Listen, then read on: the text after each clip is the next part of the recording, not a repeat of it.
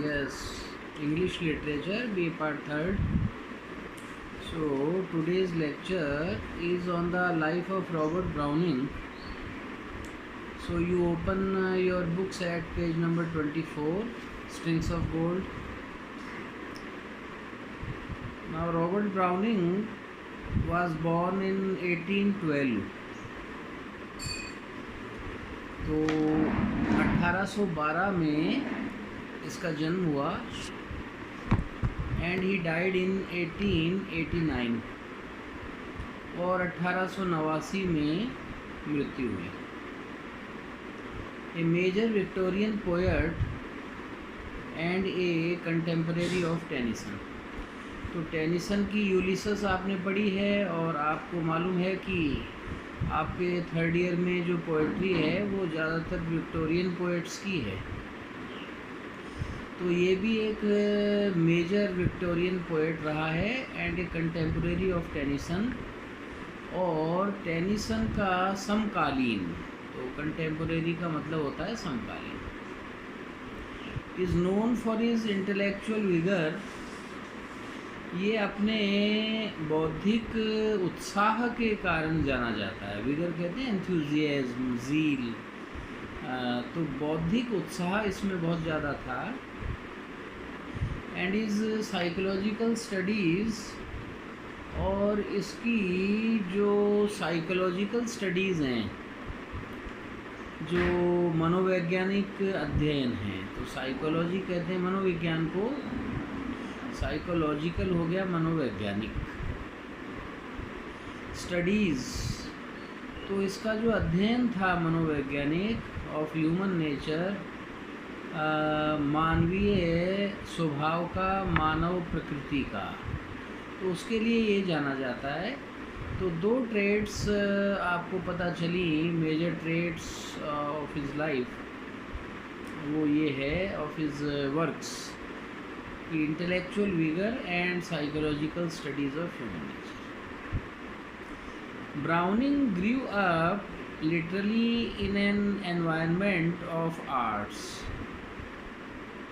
Browning का जो लालन पालन था, ग्रो अप कहते हैं, जहाँ वो पला बढ़ा, उसका पालन हुआ। लिटरली का मतलब वास्तव में, in an environment of arts, वो एक कला के वातावरण में हुआ। तो ब्राउनिंग का बचपन कला के वातावरण में निकला। तो जैसा वातावरण हमें घर में मिलता है, बचपन में मिलता है, उसका पूरा लाइफ हमारे ऊपर गहरा प्रभाव पड़ता है। Educated mostly at home. तो उस ज़माने में बहुत ज़्यादा एजुकेशन का स्प्रेड नहीं था, घर पर ज़्यादातर लोग पढ़ते थे, यूनिवर्सिटीज़ में कम लोग जाते थे। तो ज़्यादातर इसका जो अध्ययन था, पढ़ाई थी इसकी, वो घर पर ही हुई।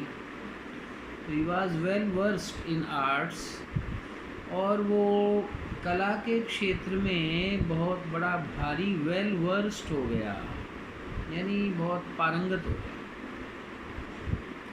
एंड देयर एप्लीकेशन, और कला का जो एप्रिसिएशन था, तो एप्रिशिएट कहते हैं, एप्रिसिएशन के कई वर्ड अर्थ होते हैं, वो मैं आपको पहले भी बता चुका हूँ कि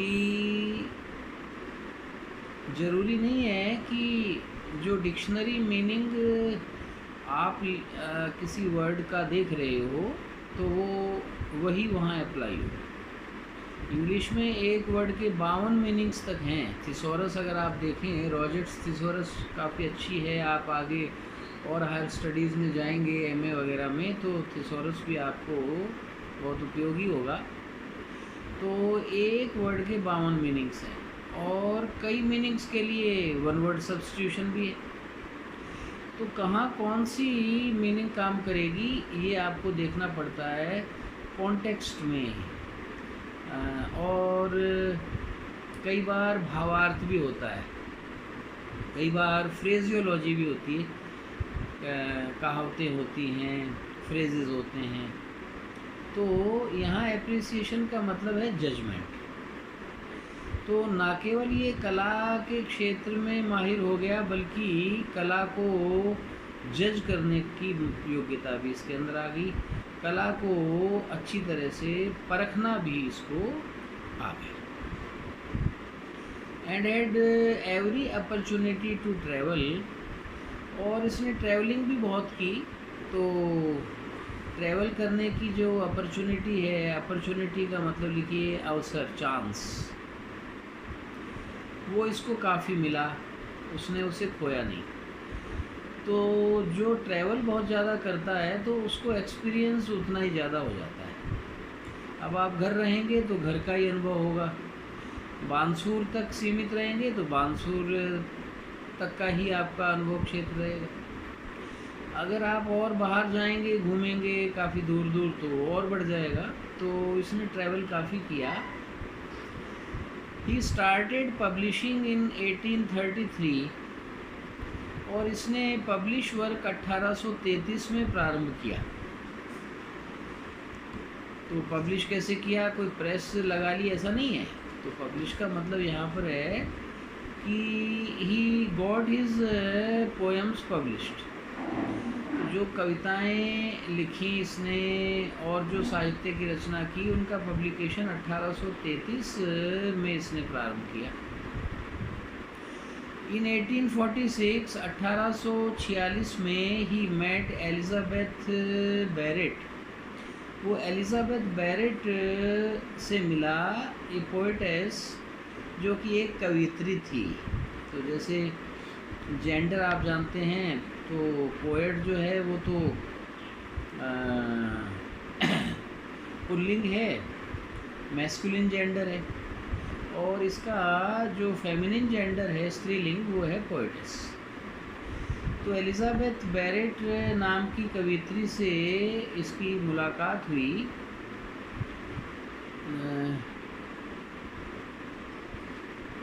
इन her own right, and the two decided to elope. तो अब इनका मिलना हुआ और युवावस्था में हुआ, तो दोनों ने घूमने का निश्चय किया। Decided to elope to the continent. तो कॉन्टिनेंट में ये घूमने निकल पड़े आपसी मित्रों के समान। As Elizabeth's father was oppose to their marriage. और ये इनको भागना इसलिए पड़ा क्योंकि एलिजाबेथ के जो पिता थे वो इनकी मैरिज के खिलाफ थे। द ब्राउनिंग्स लिव्ड मोस्टली, तो इन्होंने विवाह कर लिया और ये ज़्यादातर रहे इन इटली में, रिमेनिंग अवे फ्रॉम इंग्लैंड, और ये इंग्लैंड से दूर रहे अनटिल एलिजाबेथ्स डेथ इन 1861। लेकिन 1861 में एलिजाबेथ की मृत्यु हो गई।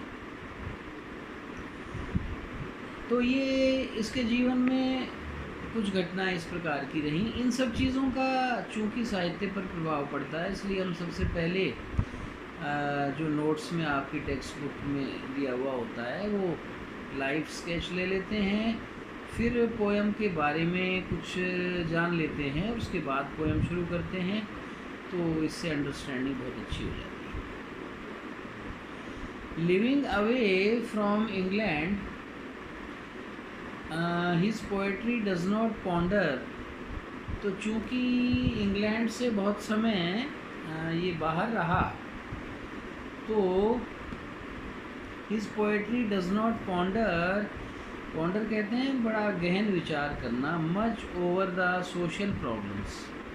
तो इसका जो काव्य है, ब्राउनिंग का जो काव्य है, डज नॉट पॉन्डर मच, वो बहुत ज़्यादा ध्यान नहीं देता ओवर द सोशल प्रॉब्लम्स, सामाजिक समस्याओं पर, और the moral concerns of his age, अथवा नैतिक कंसर्न्स पर ऑफ हिज एज, उसके युग में। तो ब्राउनिंग के यानी विक्टोरियन एज में, युग में जो सोशल प्रॉब्लम्स थी या जो नैतिक समस्याएं थी जिस पर ध्यान लोगों का खींचा जा रहा था, तो उस पर इसकी पोएट्री अधिक ध्यान नहीं देती है। ऑन द अदर हैंड, दूसरी तरफ, it reflects the dramatic world, ये नाटकीय जगत को प्रतिबिंबित करती है, ऑफ द लेट रिनासा, जो पुनर्जागरण का लेटर पीरियड था इन इटली में, उस पर ज़्यादा फोकस है। एंड एन इमेजिनेशन, और एक इमेजिनेशन का मतलब है कल्पना, पोजेस्ड बाय इंटेंस इमोशंस, जिस कल्पना शक्ति को वो रखता है इंटेंस इमोशंस के द्वारा। इंटेंस कहते हैं बहुत ही घनीभूत, गहरे। इमोशंस का मतलब भावना। तो हिस्ट्री अगर आपने पढ़ी हो, कुछ आप में से कुछ स्टूडेंट्स के पास निश्चित रूप से हिस्ट्री भी होगी, तो पुनर्जागरण का एक काल आया था, खासतौर पर इटली में इसका प्रभाव काफ़ी पड़ा।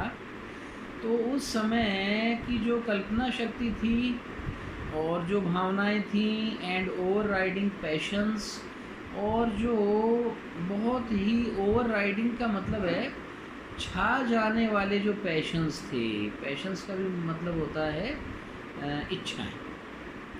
तो मनुष्य की जो भावनाएं थी, बड़ी भारी इच्छाएं थी, आकांक्षाएं थी और इमेजिनेशन थी, उसको ये चित्रित करता है। He also moved away from the subjective expression, वो दूर जाता है। मूव अवे का मतलब है दूर सरक जाना, फ्रॉम द सब्जेक्टिव एक्सप्रेशन। देखिए, दो चीज़ें होती हैं, सब्जेक्टिव और ऑब्जेक्टिव। ऑब्जेक्टिव होती है कि जो ऑब्जेक्ट आपने देखा उसका यथास्थिति वर्णन कर दिया। जैसे मैं आपको उदाहरण देता हूँ कि आपने कोई गार्डन देखा और उसमें कितनी क्यारियाँ थीं, कितने फूल थे, कितने पेड़ थे, केवल वो लिख दिया तो वो ऑब्जेक्टिव होगा। और उस गार्डन को देखकर आपकी भावनाएं कैसी रहीं, आप पर क्या प्रभाव पड़ा, वो भावनाएं अगर केंद्र में होंगी तो वो सब्जेक्टिव होगा। तो ये सब्जेक्टिव और ऑब्जेक्टिव में भेद है। तो ये सब्जेक्टिव एक्सप्रेशन से भी थोड़ा दूर जाता है, यानी कहीं ऑब्जेक्टिव है। Of romantic poetry, romantic poetry आप जानते हैं, जो नेचर संबंधी पोइट्री है उसको रोमांटिक पीरियड कहते हैं। इस विक्टोरियन पीरियड से के बाद में जो आएगा वो रोमांटिक पीरियड आता है, और उसमें वर्ड्सवर्थ वगैरह जो हैं वो मुख्य जो पोएट्स हैं। तो रोमांटिक पोएट्री का भी इसमें एक्सप्रेशन मिलता है, लेकिन वो सब्जेक्टिव ना होकर थोड़ा सा ऑब्जेक्टिव है। Acquiring in the process A multiplicity,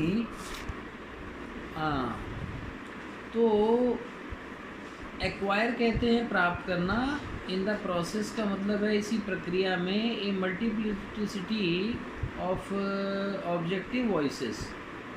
तो ऑब्जेक्टिव का मैंने स्पष्ट कर दिया।